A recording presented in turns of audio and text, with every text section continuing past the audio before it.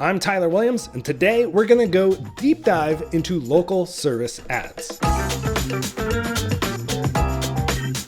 So what we're going to dive into with this video is how these ads work and what you need to know in order to manage them effectively from your end. As an agency, there's only so much that we can do, and we want to make sure that you are properly armed to be able to amplify it as much as you can on your end. And so we'll go over why we think it's one of the better lead generation sources out there, how this actually looks when a user uses it, and the actions that you need to take as a business in order to make sure that it's going to perform to the best of its ability. And because it's a platform like anything else, we'll also go over some issues that you might experience when trying to get your local services ads account up and running. With all that said, let's get to it.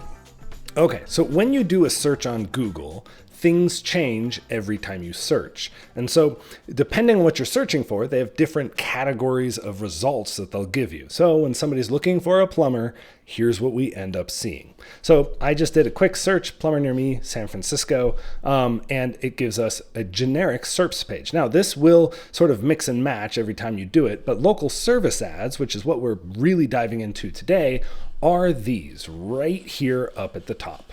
So what ends up happening is when you search, you're going to get results, and the local service ads are usually the top results that you end up getting that are paid. Then as you scroll down, you'll see search ads. Here we have Angie's and Thumbtack, and then you get into the Maps pack, and now they're even offering ads that inject themselves into the Maps pack as well, called a location extension, not the subject of this video.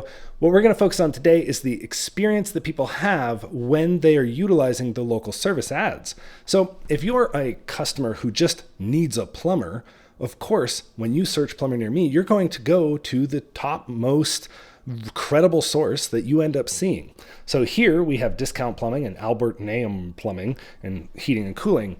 And the cool thing about this is it showcases the review count right there along with the star rating. So you get a credibility source directly on it. So these reviews are extremely important for local service ads. Now, then you have a series of options, and you'll see book, you'll see get phone number, and sometimes you'll see a message as well. So in this case, these two decided not to have messages enabled, most likely, or Google decided to drop it for whatever source. Like their algorithm, we don't really know why it makes the choices that it does, and that's part of the game that you play when you work with Google. So if we hit book, you're going to see that it's likely hooked up to Service Titan, and it's going to bring up a menu for us to just go book services with Service Titan. It's going to take us directly to their booking link. So they've got this connected directly into their Service Titan. Okay. So this is one element that we can do, and this is the standard Service Titan scheduler. Now, the other side of it is get a phone number. So then what you end up seeing, and this is a little bit different on mobile because you can just click to call right through, but you end up seeing a phone number, and then you can scan the QR code to actually call. And this is relatively a new change. So now what these numbers are these are call tracking numbers that are provided by Google, and they are then mapped to your business line. So the caller they call this number, so Google knows somebody called our number, and they record it, and then it gets passed through to your line. But think about this from the user standpoint. If you have really good results up top in the local services ads, there's going to be far less of a chance for you to scroll down into search, correct? And then into maps. Now, here's where I'm going to put my business owner, marketing guy, tinfoil hat on and tell you that Google is trying to monetize all the traffic it can. This isn't that tinfoily because they're publicly traded. They need to make their shareholders get money. So they're trying to monetize you as much as possible. However, the problem with search ads is they can be gamed. One company can absolutely dominate the top, even if they are a bad company.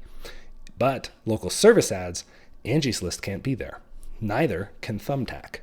Or the guy down the street who just has an unlimited budget because he's private equity. So what Google has on local services ads is it's not a budget-based advertising platform. It is budget as a consideration, but largely performance-based. And it's your performance that dictates how well the platform is going to perform for you in the future, which we'll go into. So this is what it looks like from the user. Now let's talk about the message component, which we might be able to see some here. Here's one. So if you click on this, your user has a chance to send you a message. Now, here is the problem with this. And so it's a choice of whether or not you want to enable this. But if I send a message to these guys, if I sit there and I send off a message, and it's going to ask, okay, what kind of service do you need? And then it's going to ask for a name, all this stuff. What ends up happening is the message gets sent via text and email to AB Plumbing Service San Francisco, right?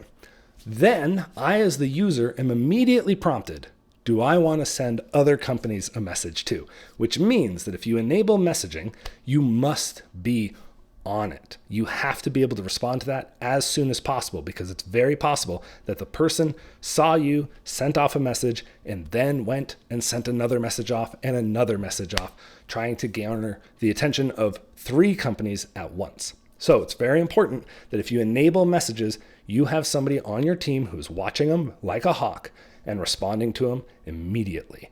So that is the overall gist of the platform, and it's very, very powerful. So that's the tour of how it looks to the user. And for the most part, you're going to see 2 to 3 companies in this realm. Okay, so that's the top 3 listings on Google. And that is prized space for Google. So they're going to make sure that you're a good company, which is why they have all their verifications and all their certifications that you end up having to go through. But that's our perspective if you're the user. One of the unique things about local services ads is they actually are an extension of the Google Ads inventory. So essentially, you create a Google Ads account when you create a local services account. You can use that account that uses local services, or it utilizes the rest of the Google Ads platform, which would be search, display, and video. So this can be a little confusing, and a lot of people, when they first signed up, ended up creating an account on either end. So what you need to realize is you have a centralized local Google Ads account, and it might have 2 access points, one for Google Ads and one for local service ads. So if you're running search ads and local service ads, you have to go to them through 2 different portals. So you can go to ads.google.com to go to the search ads, but the best way, honestly, is to go local service ads into Google, and then you're going to be served this, which Google had to sponsor themselves in order to go into the place that you need to go to get started when you are signing up for an account. Now, when you sign up for an account, it's going to ask you a bunch of information, and just follow the prompts. It's not an extremely complex process, but it does ask you things that Google needs to know. So go here if you're looking at starting a brand new account. All right, so I am in a client's local service ads account right now, and there you can see the Google Guarantee badge. They no longer face on the front of Google. But let's walk through what each of these things means to you as the business owner. So first and foremost is the proof of insurance. They're going to ask for a certificate of your business insurance. You're going to need a PDF of it in order to upload to the platform. Second is going to be your billing information. They're going to ask for you to put your billing information, so your credit card, your name, your address, into the platform so that way it can charge you when it needs to for running the ads and getting the leads. And then you've got the background check. Now, you're going to have multiple people come and go out of your company. So what we recommend is only the administrative people who actually go out on jobs get the background check. Usually it's going to be an owner and like a lead technician. Those 2 would cover you for the most part. Would Google like to have everyone have a background check? Yes, but it's not really feasible even for Google to keep tabs on your hiring. So if you get those rectified, if it's mainly the owner and then like a lead technician, you should be pretty good. Now, in order to do the background check, they use an outside third party. So you're gonna have to go to that website, sign up, and it's connected to Google. And so Google is going to allow that company to do the background check. They're going to clear you. And then Google's going to say, cool, we got the clearance from this company. It used to be Pinkerton, and now I think it's Evident, and there's chances that it'll change in the future. Now, the other thing you must have in order to run these ads is a working Google business profile. So the Google business profile is what shows up when people Google your name. It's also what shows up in Maps, and it's highly leveraged inside of this ad set because it uses your review pool and the information there. Really, I would say that the local service ads are an extension of the Google business profile platform. And so if you have an inactive or a suspended one, you're going to have a hard time getting through the verification. But if you have one that's active and working, well, then it's a whole lot easier. Now, another thing that Google is going to do when you first sign up is they're going to ask for so many reviews. And you can see here for HVAC, you're going to need 5 reviews for that, and then you're going to need 3 reviews if you're just a plumber. So they give you a link here, and you're going to need to copy that and text it to people that you've done services for and try and get them to leave a review. They will likely need their own Google account, but that's so ubiquitous, you could probably find people to do that. Word of caution, do not have your family leave the review. We had one client who was trying to get their local services ads approved, and they ended up having just their brothers and sisters leave reviews, but they all had the same last name. Of course, Google's system goes, that doesn't sound right. And it flagged it, and they just didn't count those reviews towards the progress that we were trying to get, which set back the whole account by about a month by the time we figured it out, because Google's not very clear in what it tells you. Now, it's important to know if you do have an active Google business profile and you have been getting reviews, you're likely going to get cleared really fast just because they pick those up as proof. So then you get into bidding and budget. Now, there was a time where if you set your budget to, $20,000 per week, it would just sing for you no matter what. It was very budget driven. They were like, oh, you want to give us money? Okay, we'll send you all the leads. However, over time, Google has realized that doesn't serve them or their customers. And so this is no longer the main driver of how you rank on local service ads. You can see here that we left it at the $20,000 per week because this particular account that I'm looking over has been working for a long time really well. And when something's working, you just don't touch it. You just let it go. Now, for a lot of you, when you first start, you're going to set this at what is a sustainable amount for you to spend. And most of you, Google's not going to spend that whole amount. They're only going to spend as many leads as they feel you are deemed worthy based on the actions and the trust that they have in your business, which builds over time. So keep in mind that while you see such a high budget here, it's probably not going to pan out that way if you're just starting, or really, even if you've been a long time local services sort of like business, just upping the budget. We only do it now if we're having problems getting leads to see if we can shake something loose.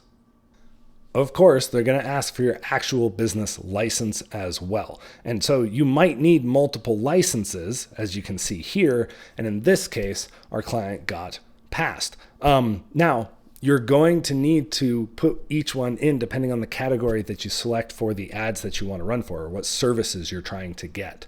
For most plumbers, of course, it's the plumbing license. So if you are acting unlicensed, well, you're going to have a really hard time getting this inventory working for you. And it's worth going to get the license if you want to get the jobs out of this platform. And that's pretty much it when it comes to verification. Now, Google will be asking you to go back into this and submit a new certificate of insurance every now and then, maybe new license work every now and then. And that's just the way the platform works. They want to make sure that you are maintaining your ability to actually do the work in an official capacity with the region that you're serving. So when I say that they protect this inventory, this is what I mean. It's very important for them to know that you are a legitimate business, not that you're just some guy putting up flyers on a billboard. So once you get through this, though, you have the local services ads as your playground to try and get more leads. So it's very, very worth it because this is also one of the cheaper places to go and get those customers.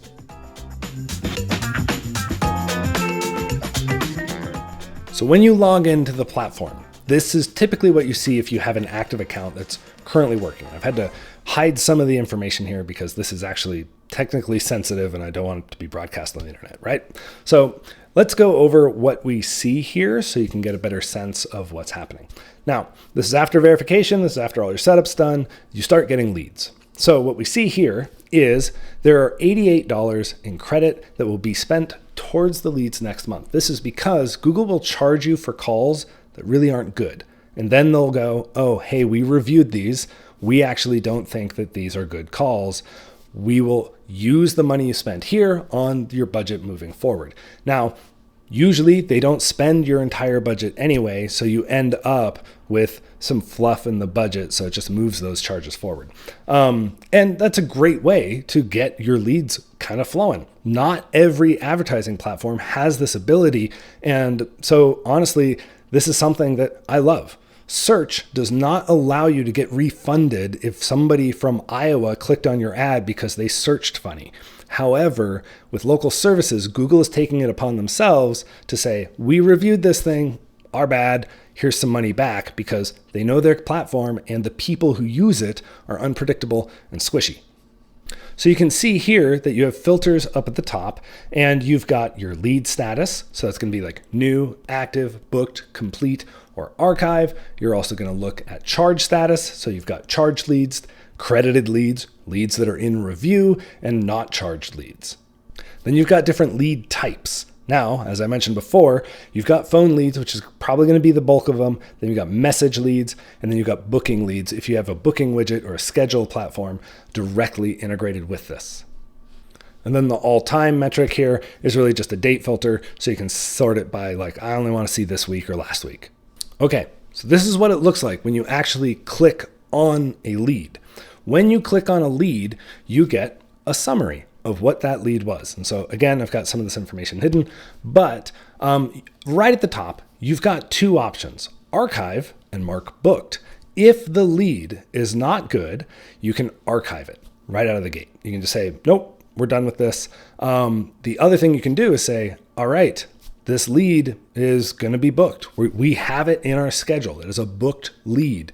And so what that does, it tells Google, okay, this is a good one, and we want to send them more of these. If you don't mark your leads booked, you will not get the correct kind of algorithm math going towards your business. So it's really, really important that you go in here regularly, and the faster the better, in order to say, sweet, that lead is booked. Now, as I scroll down here, there's a couple other things to know. One is you've got customer name. Often, if it's a phone call, it won't be filled in. Same with the email and the notes.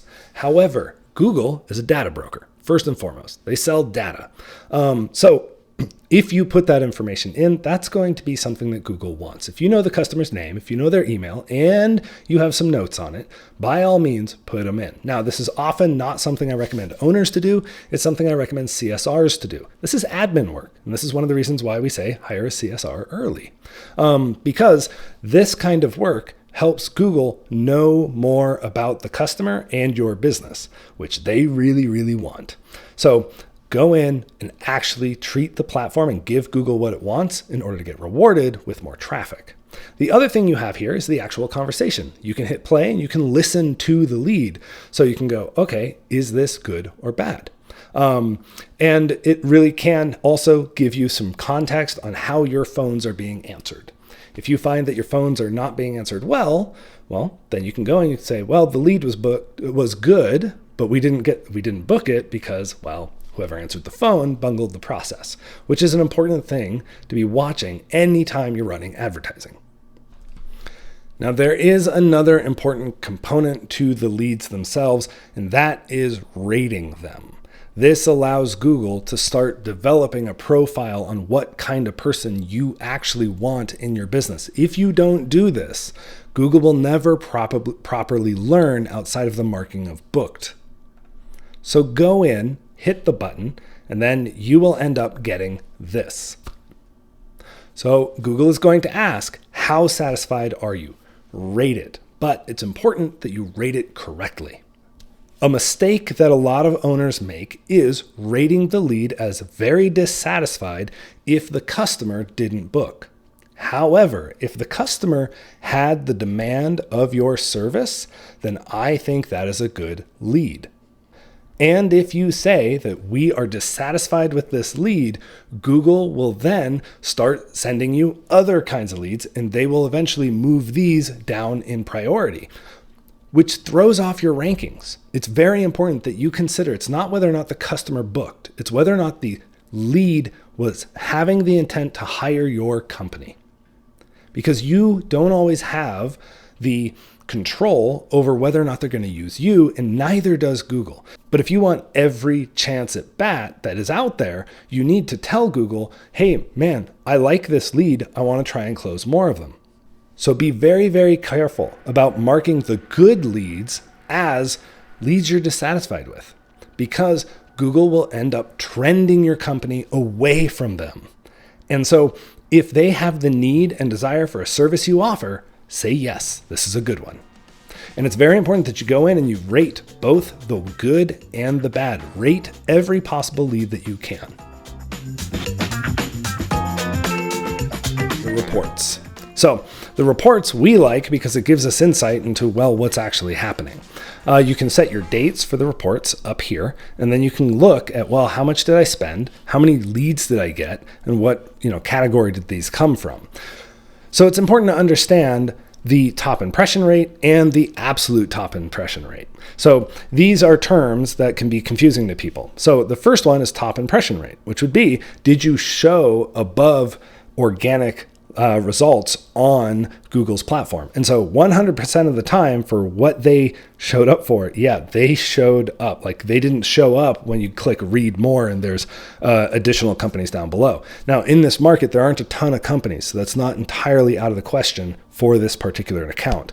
So then you have absolute top impression rate, right? That's basically how often were you first? In this case, this company was first in April 100% of the time.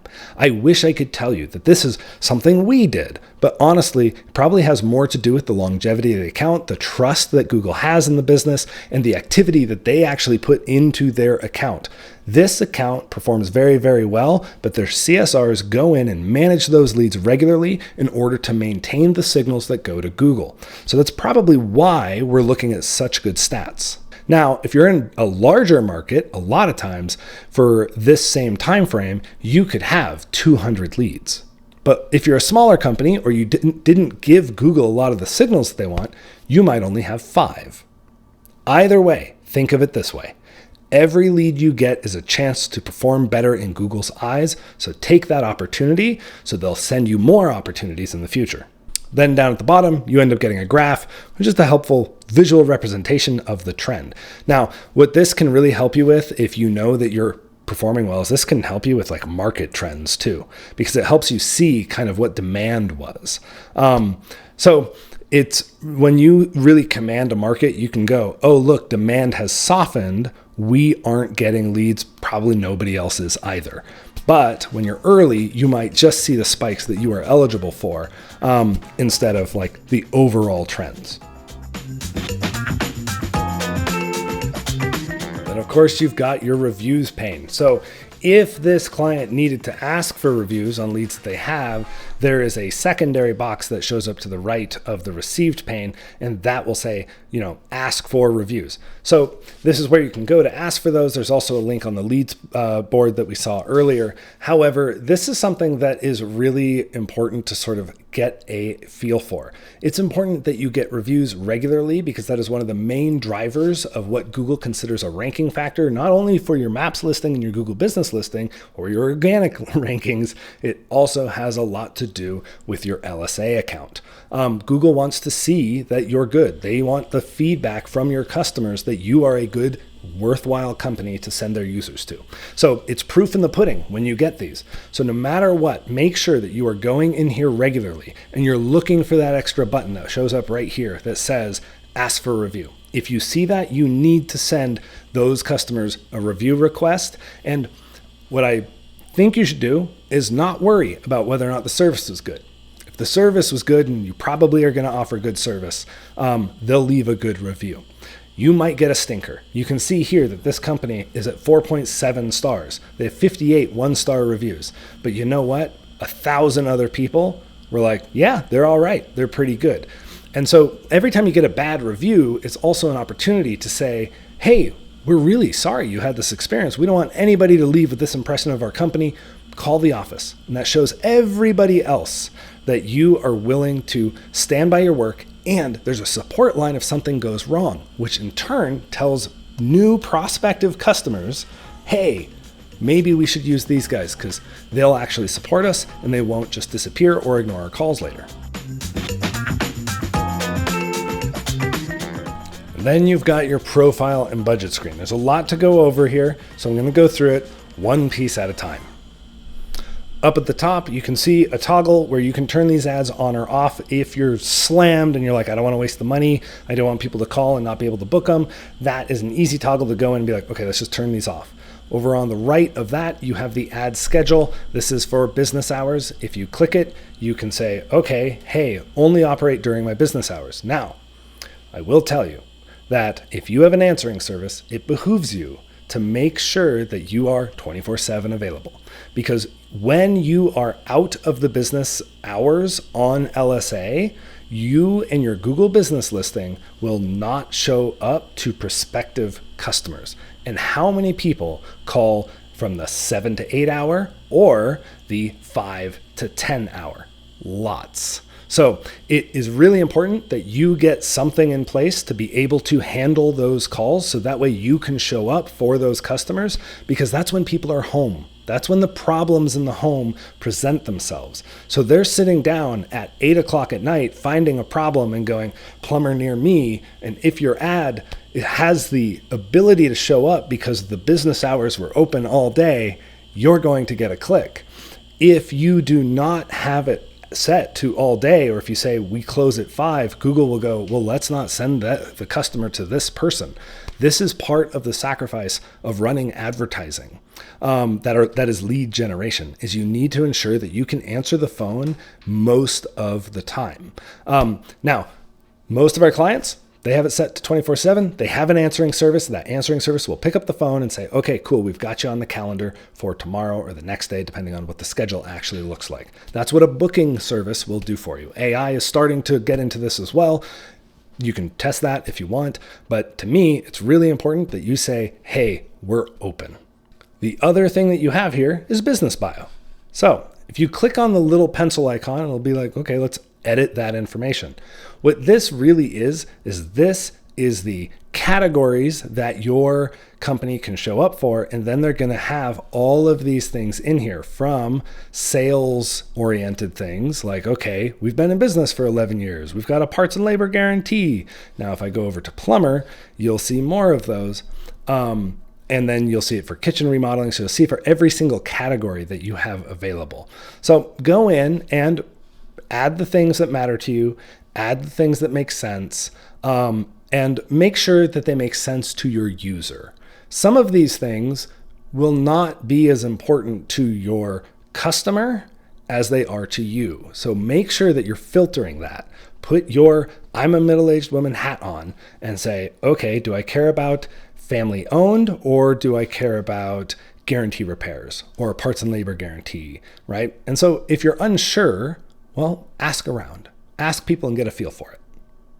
If you scroll down a little bit further, you'll see budget and bidding and then job types.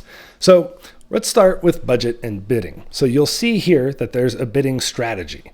So you can set it by clicking on this, and it will give you two options. You can say automated, and you can set a target cost per lead. So if you are a lower dollar plumber, you almost have to do this, because the leads, I've seen LSA leads go from $18 all the way up to $100. Different companies with different price points are going to have a hard time justifying a $100 cost, but it is legit. So if you find that you cannot afford to pay more than $50 a lead because you're only making $300 a job, then by all means set a target cost per lead, but understand that your volume is going to be lower. And it's usually at those points where I say, work on your pricing. So the other thing you have is your manual bidding, where you can just say max per lead. I'm willing to do this much for each of them, right? So they give you some sort of built-in option here of like, okay, $16 for a bathroom remodeling lead. You may get 3 leads a week. We often find that these things are off. They aren't that accurate. Or you could just say custom, and you can just set it. You'd be like, for a bathroom remodel, I'm willing to spend $150 a lead, right? If it's a good lead, cool. But what I highly recommend you do is be careful about the bidding structure, because what ends up happening is this puts your ceiling or floor into the mix, right? So if you say, all right, I'm going to do it for 16, but everybody else is on custom and they're 150, well, you're not going to get those leads. So this is where you would go in and manually start testing things, where you'd be like, well, let's up this, let's up that. Most of the time we find that automated bidding is best, because then Google will sit there and start adding you into the flow. And then you can go in and see where those things land. Another thing is, don't do the manual bidding if you don't have any history into the account. If you have a history into the account, you know how much a remodel lead is going to cost you, and you can sit there and you can start playing with the leads with actual data instead of just guessing and checking.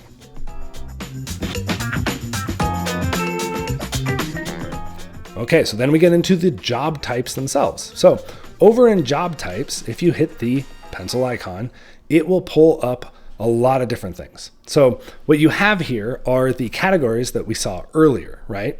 And so you have bathroom remodeling here, which meant that in order to find it, we had to go, bathroom as a category and look for it. So most of these are already in for this. I don't want to ruin anything. So we're just going to do a tour. So bathroom remodeling, you can see here that there are things inside of this that are turned on that might not apply to you. You might not do bathroom tiles or bathroom cabinets or bathroom remodels or install vanities and sinks. You might, right?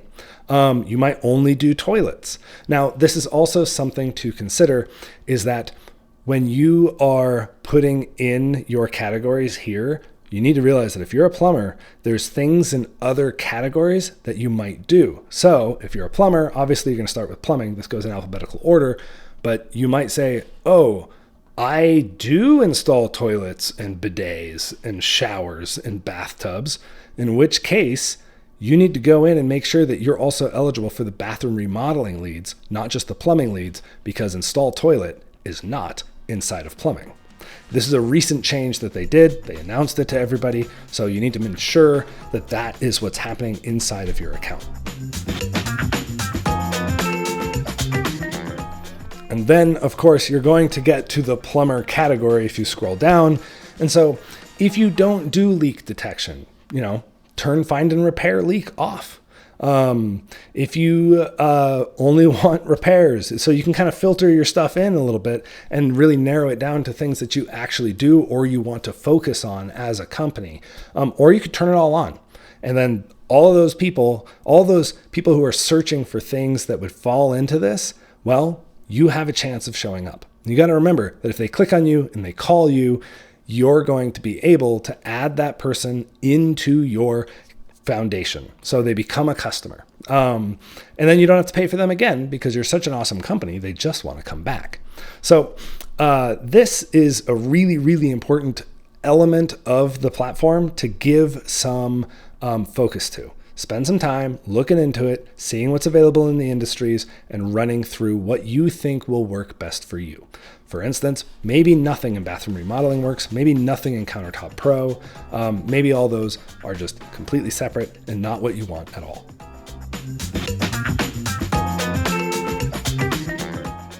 All right, so I pulled up another client here because it's really, really important that you upload photos. And in this particular case, we have a bunch. So the photos are something that you should be uploading in regular fashion, right? Now, it could be the jobs, it could be your van, it could be your crew, it could be a customer smiling, a customer and your crew together. One thing that you should know is that Google does use AI to analyze these photos to understand what's inside of them. So if you have a photo of a water heater, well, they're going to see water heater. But here's a good example. If you have a photo of a water heater and then you've got a bunch of stuff around it, like bookshelves or just random stuff, it won't necessarily be able to see water heater. So when you're taking your photos, actually get up close. Make sure that that is the focal point of that photo, so that way when Google sees it and reads it, they actually know it. But one of the things that I love to see here are all these faces, because those end up showing when the customer actually pulls up the listing on the search side. And then they can see, well, these guys look great. They look friendly. They look happy. They look clean. These are professional photos. They're probably a professional company. That's a bit of signposting that is extremely important. So make sure that you are going in and adding photos. If you aren't, well, somebody else is, and Google's going to see them doing it and not you. Over on the other side, you have settings. Now, this is where you can turn on or off message leads. And like I mentioned before, if you turn them on, make sure you have somebody right there able to answer those very, very quickly, or at least an autoresponder that is set up to say, hey, we got your message. We'll be calling you soon, right? Now, one thing that has thrown everybody off a little bit is this select messaging preference for receiving leads. Where you see email, you will see my company's email. So that's because I'm logged into my company's account to look at my client's account. That email changes depending on who is looking at the account from their own account, right? So it's our Google account that we're looking at. That's the address that we use to see it. And actually, I'll probably blur it out. But what that means is that my company is going to be sent a notification every time that this account gets a lead. And yes, we do want that because we like to know what our clients' leads are doing. The text message, however, is our client's number. It is not our number. So we have that set up to go directly to the client. So that way they get that text message. Like if that ends up going to my company, then into our CRM, there is no guarantee that the client is going to be able to respond fast enough to that lead. And we want that to immediately go, oh, okay, here's a text. Let's go ahead and take care of this lead, because speed really, really matters on this. So then you have the booking leads. That is where you can set it up directly with ServiceTitan or Housecall Pro directly into your CRM in order to get it on a calendar. I love that this is an option. If you have the ability, it's worth doing. Last on this part, and a really, really important part, is this direct business search. Now, this is a controversial place. This means that if somebody searches, the Mammoth Plumber inside of Google, you know that my Google business listing is going to show up. You know that my organic listings are going to show up. You know I'm going to show up on maps because the user is trying to find me. But if you have this enabled, local service ads are also going to show up. And because of that, that means that if the user clicks that and it's the first thing people see, I will get charged, even if I shouldn't, really. So there's two ways of looking at this. One, Google trying to gain more money out of the platform by ensuring that every search is a paid search instead of just a brand search. So we call these direct business searches brand searches. And so that is where somebody just pops in your name and because they're trying to find you. Easy, you're going to get the click because that's the intent of the user. But what Google is doing here essentially is saying, well, we will make sure that this shows up. If the user clicks it, yes, you will be charged.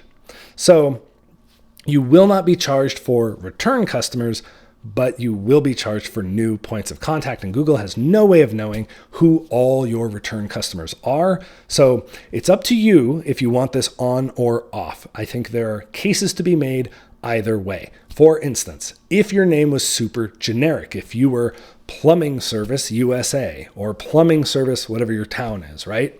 Well, having that on means that you will show up directly for that name and that combo no matter what, because otherwise other companies are going to show up because your name is so generic that it's going to accidentally be put into the search engine. So I think that there's times where it makes sense to have this. The other time is when you just want to be aggressive. When you want to say no lead left behind, no inquiry left in like la la land. And that's honestly what this client wants to do. They want to be aggressive. So they were like, leave it on, just leave it on. We'll take it. We'll pay for it if we have to. But their pricing allows them to do that as well. So keep that in mind. All right, so I pulled up another client in Cincinnati, a much more robust area than the last one I was looking at, in order to show you the service areas. Now, you can see here how they have things kind of laid out. So by all means, start doing some searches and look for your service areas. And what you're trying to do is build a map of where you would like these ads to actually serve. And you have things you can include and things you can exclude. So if you have a particular area that you can't go because of licensing issues, or that particular area just is not where you like to go because it's not the best part of the city, well, you can exclude it, most likely, if they have the boundaries for it. So there's a couple ways you can do this. Largely, what we like to do is make sure that you have cities in or counties, because Google understands, okay, this area is covered by this zone. Now, the other thing you can do is when you start getting into more rural areas, you start sometimes not being able to make the map your actual service area, in which case you might need to go in and search for zip codes. Zip codes, if you're in a city, is going to be very, very tiny, but slowly you can piece together those in order to give Google that data. But the platform does prefer it if you can actually use the names of the areas, because that helps them with the keywords. So in here, you can see that we have all these things that we can activate. And there's probably reasons why this particular account is using counties and not cities, so I don't want to touch it. It seems to be working well. But let's say it was underperforming. Well, if it was underperforming, we might actually take some of these counties out and try and go specifically for the cities to see whether or not it would have an effect. But we'd have to make the change, and then we'd have to measure, not really for 1 week, we'd probably have to measure for about 3 weeks before we made a choice of whether or not that was actually a good move or a bad move. So because whenever you shake up an algorithm, you got to give it time to shake out. Now, down at the bottom, you'll also see areas that you can exclude. So if we didn't want, for instance, Milford, I could click on Milford and I can go Milford. And then I can be like, awesome, we don't want to be in Milford. So if for some reason inside of my counties, there were little areas that I needed to exclude, I have that option. So slowly you just start building your entire service map. And if you end up finding that you're not liking the leads out of an area, think about the economic standing of where your ads are serving. So a lot of times, if you're serving lower income areas, you're going to end up getting people who are more concerned about price because they don't have the discretionary income to apply to plumbing services very easy. But if you start going for more high income, you usually have the ability to command a different price. But let's face it, they're going to be under other competition from other plumbing companies. So it becomes a little bit of testing and figuring out, well, where are we going to get the best yield from the ads that we're doing? And that extends really also into regular search, but here is a nice visual way for you to see it. And that covers profile and budget, which is a huge section of this entire platform. So go in, build it out to the best of your ability, and realize that you might make some mistakes, but it's better than not doing it in the first place, right? You can always tweak as you move forward. Billing is where you can go in, you can see, well, how much am I going to owe Google? How much are they going to charge me soon? And you'll find that they have payment thresholds. So Google runs your ads. And in this case, we can see that, all right, this client needs to be charged $174.69 for whenever their billing cycle is, which it looks like they just recently had a charge. So this is starting to pile up fast. But they will be charged on May 1st, which is at the end of the month here. Now, what ends up happening, and this throws people off sometimes, is every $500 that it reaches, you're charged. Now, your next payment might only be $15 because that's when the threshold for the end of the month is. So Google charges you in buckets up until the end of the month. They're like, we're just going to clear out whatever's left in this bucket. So that's something for you to keep in mind, which is why you will see a number of different charges coming from Google over time. You'll see 500, and maybe 250, and maybe 178.94, right? Just oddball sort of charges coming in every now and then it's not abnormal in the platform. So then as you go down, you can also take a look of, okay, here are my transactions. Here's how much money I spent over time. You can download your documents and things like that. Super handy. And then you've got some settings in for your actual Google billing account. It's important that you set up your billing, not an agency, because there is a specific payment profile that gets associated with these assets for the Google accounts. And then, of course, there's here, hey, put in your card. Here's what we need to do. it is nice to have a backup method. So then if your card goes down for any reason, your ads keep on going. It just defaults over to the next card. If you don't have that in, your ads are going to stop and Google's going to say, hey, we would love to serve you ads, but you owe us money. So that's the billing section. Then you get into account access. So account access is where you can add users to your account. So for the most part, you need to be an admin on your account so you can control who comes and goes. Your agency may need access points at 2 zones. One is as a user, which we typically ask for our clients, as well as a manager, because we use a larger umbrella account in order to manage all of our client accounts. The reason why we need both points of access is because there's different reporting APIs for each side. So in order for us to get a full picture of reports on the software that we use, we need to have it both ways. But it is highly important that you are an admin on your account. That means that you can kick people out at your will. If you are not an admin or somebody else's, you need to request that you will be an admin. I can't stress this enough. Nothing's worse than a client having to leave a marketing agency or a vendor and not actually owning or having the control over their account and losing all of that data that Google has collected, especially when it comes to LSA, because it's utilizing your actions. If you can't take that account with you, you have to start over. And that's a really big red flag for anybody managing your Google local services or your Google ads. So to give you an idea of how manager access works, that's what we get on the agency level, is we go into our account and we request access. You have to approve access. It's usually done right here. But then you can also remove access. That essentially sets us up as a manager. Like, that's the way that all these platforms want. So that's the game that we play. In fact, I like it. We want to be managers.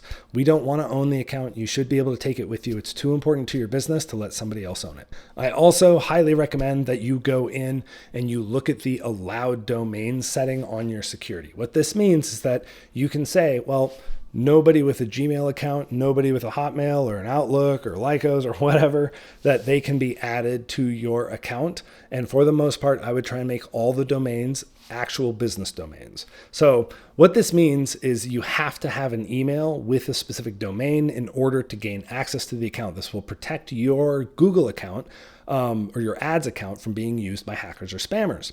Facebook has this option as well. It's very, very nice. And so the mistake that some people will make is they will add gmail.com as a potential that somebody can get. Well, that's what a lot of hackers use. So make sure that it is domains that you actually know and trust. So we have clients add our domain to their security settings so that way they can let us in, but we're not going to try and have them add a personal account like a mammoth@gmail.com because that opens up the door for somebody else to be able to get in without that permission.